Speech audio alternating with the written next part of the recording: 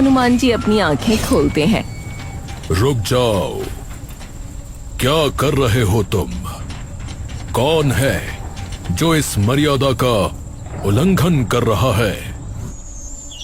मैं पांडु पुत्र अर्जुन हूं और तुम एक वृद्ध वानर होकर मुझसे प्रश्न पूछ रहे हो। मैं यहां पुष्प लेने आया हूं।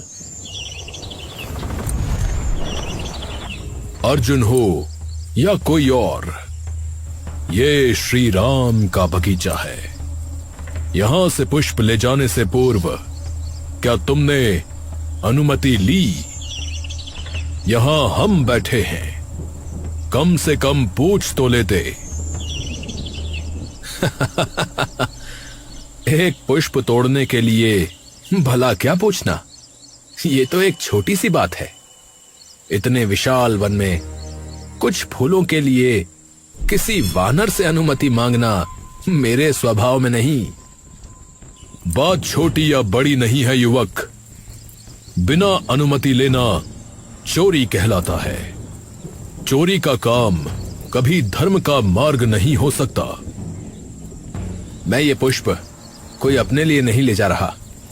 मैं द्वारकाधीश भगवान श्री कृष्ण की पूजा के लिए इन्हें ले जा रहा हूं। पूजा के कार्य में चोरी कैसी? पूजा? पूजा तो मस्तिष्क की पवित्रता से होती है।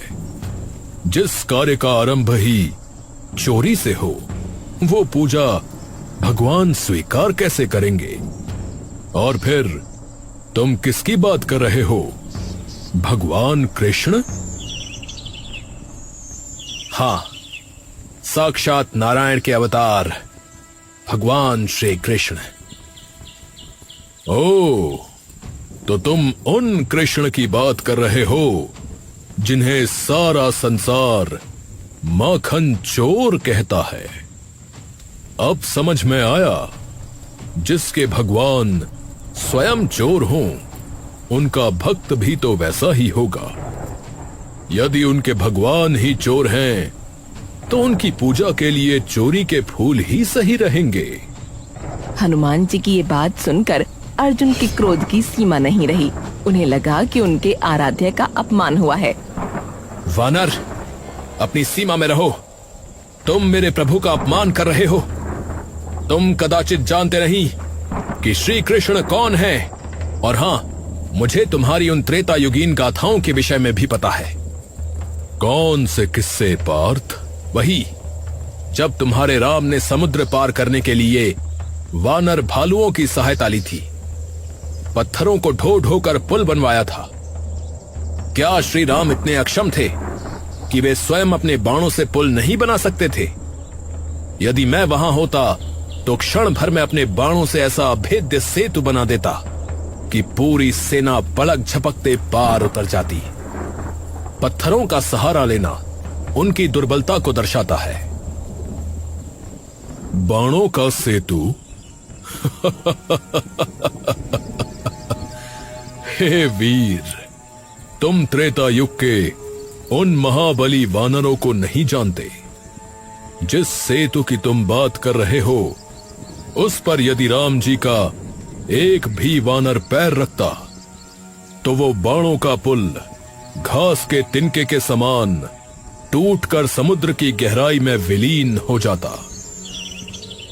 स्वयं मेरा भार ही तुम्हारा कोई भी पुल सहन नहीं कर सकता। ये तुम्हारा भ्रम है। मैं अभी इसी समय यहां इस सरोवर पर बाणों के सेतु का निर्माण कर सकता हूं। यदि तुम उस पर चलकर उसे तोड़ दो तो मैं मान लूंगा। और यदि वो टूट गया तो? यदि मेरे बाणों का पुल तुम्हारे भार से टूट गया तो मैं इसी क्षण अग्नि प्रज्वलित करूंगा और उसमें भस्म हो जाऊंगा। मैं एक क्षत्रिय हूं और अपने वचनों से कभी पीछे नहीं हटता। और यदि वो नहीं टूटा तो जो तुम कहोगे मैं वो करूंगा। क्या आपको ये बाजी स्वीकार है? अर्जुन ने अपनी पूरी शक्ति और विद्या को एकत्रित किया उनके हाथों से बाणों की ऐसी वर्षा हुई कि देखते ही देखते सरोवर के एक छोर से दूसरे छोर तक एक भव्य, चमचमाता और सुदृढ़ पुल तैयार हो गया। ये पुल कला और शक्ति का अद्भुत नमूना था। लीजिए वानर राज, मेरा शर सेतु बनकर तैयार है। अब आप इस पर पैर रखकर अपनी शंका का समाधान कर सकते हैं। मुझे विश्वास है कि अब आप अपनी हार स्वीकार कर लेंगे। पुल तैयार है तो प्रभु श्री राम का ये तुच्छ वानर भी तैयार है। सावधान पार्थ, अपना वचन स्मरण रखना।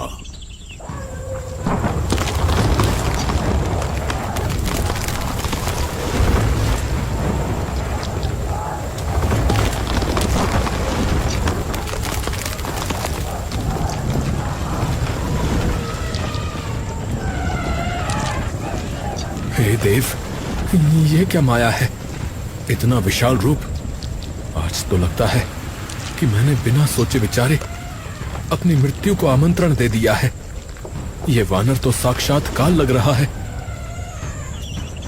जैसे ही हनुमान जी का भार उस पुल पर पड़ा, अर्जुन की महान धनुर्विद्या के बाण पूरा का पूरा पुल सीधा पाताल लोक में समा गया। सरोवर का जल ऐसे उछला जैसे कोई प्रलय आ गई हो। अरे अर्जुन, कहाँ है तुम्हारा सेतु? मुझे तो कहीं कोई सेतु दिखाई नहीं पड़ रहा। सरोवर का जल तो एकदम शांत है। वानरराज, पुल तो पाताल में समा गया और अब उसे बनाने वाला भी आपको दिखाई नहीं देगा। मैं अपनी हार स्वीकार करता हूं और अपने वचन के अनुसार अब इस शरीर को अग्नि को समर्पित करूंगा।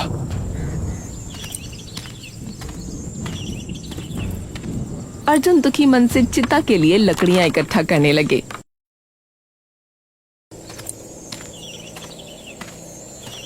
देखो अर्जुन, व्यर्थ में हठ मत करो। जीवन बहुमूल्य है। हमारे बीच जो बात हुई उसे यहीं समाप्त करते हैं। मैं किसी से नहीं कहूंगा कि तुम हार गए। ये बात मात्र तुम्हारे और मेरे बीच रहेगी। चलो, इसे भूल जाओ। नहीं, एक क्षत्रिय के लिए वचन प्राणों से बढ़कर है। यदि मैं अपनी प्रतिज्ञा पूरी नहीं कर सका तो मेरा जीवन कलंकित हो जाएगा। मैं अग्नि समाधि लूंगा ही। हनुमान जी मन ही मन चिंतित होते हैं और भगवान श्री कृष्ण का स्मरण करते हैं कि प्रभु, ये बालक तो अनर्थ करने जा रहा है, इसे बचाइए। तभी अचानक झाड़ियों के पीछे से एक वृद्ध ब्राह्मण लाठी टेकते हुए प्रकट होते हैं।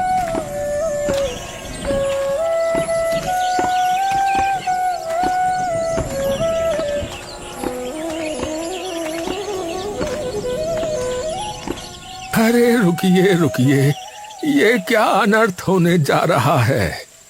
इस शांत वन में चिता क्यों सजाई जा रही है? हे ऋषिवर, प्रणाम। आप मार्ग छोड़ दें। मैं अपनी प्रतिज्ञा हार चुका हूं। ये वानर मेरी विद्या से कहीं अधिक भारी सिद्ध हुआ। अब मृत्यु ही मेरा प्रायश्चित है। प्रणाम ब्राह्मण देव। हे ऋषिवर, अब अर्जुन ही इस संसार से विदा हो रहा है। मैंने वचन दिया था कि यदि मेरा बनाया सेतु टूट गया तो मैं अग्नि में भस्म हो जाऊंगा। इस वानर ने मेरा सेतु तोड़ दिया। अब मुझे मृत्यु का वरण करना ही होगा। अच्छा, पर मुझे एक बात बताओ, तुम दोनों ने ये बाजी लगाई, सेतु बनाया, सेतु टूट भी गया, पर साक्षी कौन था? क्या किसी तीसरे व्यक्ति ने इस बाजी को देखा था? नहीं ऋषिवर, यहां तो मात्र हम दोनों ही थे। तब तो ये बाजी अधूरी है। न्याय की मर्यादा कहती है कि बिना साक्ष्य के कोई निर्णय नहीं होता। यदि तुम सच में धर्म का पालन करना चाहते हो तो एक बार पुनः सेतु बनाओ। इस बार मैं साक्षी बनूंगा। यदि फिर भी सेतु टूट गया तो मैं स्वयं तुम्हें अग्नि में जाने की अनुमति दूंगा। प्रभु, आपकी लीला अपरंपार है। आप पुनः कोई नई लीला रच रहे हैं। ठीक है, मुझे स्वीकार है। आपकी आज्ञा शिरोधार्य है। इस बार मैं अपनी पूरी आत्मशक्ति लगा दूंगा। वृद्ध ब्राह्मण यानी कृष्ण एक पत्थर पर साक्षी बनकर बैठे हैं। सावधान, इस बार मैं देख रहा हूं।